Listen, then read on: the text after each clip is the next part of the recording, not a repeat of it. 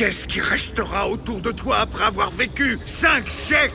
Cette question qu'Omniman pose à son fils Mark paraît presque cruelle. Dans Invincible de Robert Kirkman, les Viltrumites dont ils font tous les deux partie peuvent vivre des millénaires, tandis que les êtres humains, seulement quelques décennies. Alors forcément, aux yeux d'Omniman, la vie humaine, elle est dérisoire. Mais Mark, qui a été élevé parmi les humains, il voit les choses bien différemment. Il voit ses amis vieillir, il les enterre souvent, et parfois, il oublie même leur visage. Pourtant, il continue de se battre à leur côté. Parce que dans sa vision des choses, ce n'est pas la durée qui donne son sens à la vie, ce sont les choix, les sacrifices et les valeurs. Autant de choses qui le marquent, même si elles disparaissent. Car au fond, être invincible, ce n'est pas seulement survivre à la mort, c'est également survivre aux autres, et porter tout ce qui a disparu et le transmettre aux générations futures. Devenir le souvenir de toutes ces vies, pour que cet éphémère demeure important.